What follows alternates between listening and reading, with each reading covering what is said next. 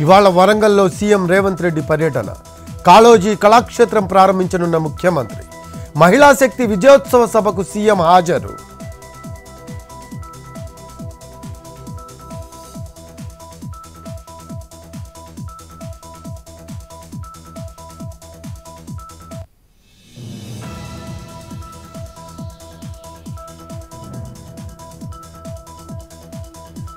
ఇవాళ అసెంబ్లీ ముందుకు పలు బిల్లులు.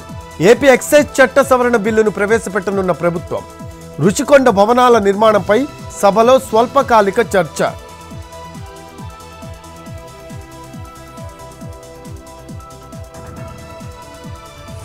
బడ్జెట్పై కూటమి సభ్యులు అసత్యాలు మాట్లాడుతున్నారు. అప్పుల విషయంలో వైసీపీ ప్రభుత్వంపై నిందలు వేస్తున్నారన్న బొత్స.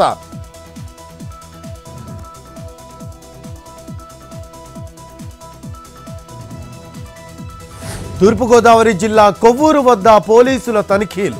280 కేజీల గంజాయి పట్టివేత, 2 వ్యక్తుల అరెస్ట్, కేసు నమోదు చేసిన పోలీసులు. వైజాగ్ నుంచి గుంటూరుకు తరలిస్తూ పట్టుబడిన కేటుగాళ్లు.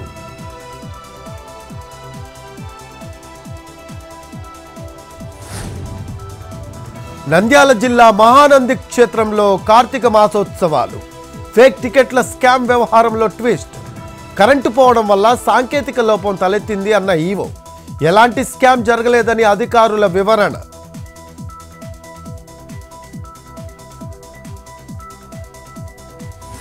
గ్రేటర్ వరంగల్ అభివృద్ధికి 4170 కోట్లు. అండర్ గ్రౌండ్ డ్రైనేజీ కోసం నిధులు మంజూరు. 3 విడతల్లో ఖర్చుకు ప్రణాళిక. ప్రభుత్వ ఉత్తర్వులు జారీ.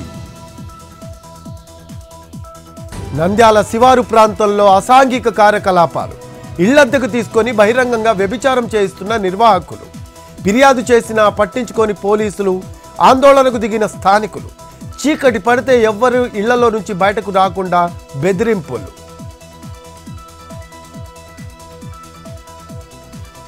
జిల్లా డోన్ గాంధీనగర్లో కలకలం. అధికారుల నిర్లక్ష్యంతో ఖాళీగా కనిపిస్తున్న సచివాలయం. సిబ్బంది లేకపోవడంతో కుర్చీల్లో ఆడుకుంటున్న చిన్నారులు. జనం నుంచి అర్జీలు స్వీకరిస్తున్న పిల్లలు.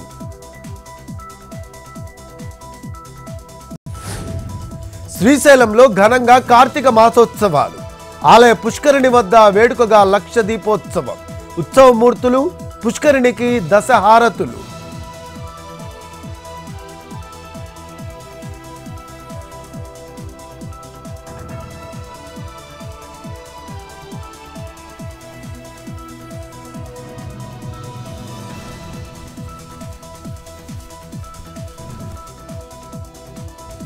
మహారాష్ట్రలో 288, జార్ఖండ్లో 38 స్థానాలకు రేపు ఎన్నికలు. ముగిసిన ప్రచారం. 23న కౌంటింగ్. మహారాష్ట్ర అసెంబ్లీ ఎన్నికలకు భారీ పోలీస్ బందోబస్తు. మావోయిస్టు ప్రభావిత ప్రాంతాల్లో పటిష్ట నిఘా. గచ్చిరోలి జిల్లాలో 16,000 మందితో భద్రత కట్టుదిట్టం.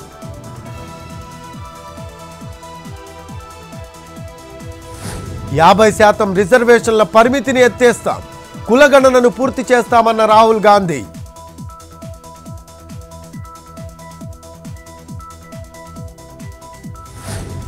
మణిపూర్కు అదనపు బలగాలు.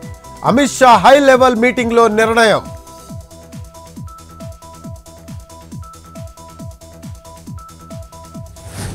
దేశ రాజధానిలో బుసలు కొడుతున్న విషపు గాలి.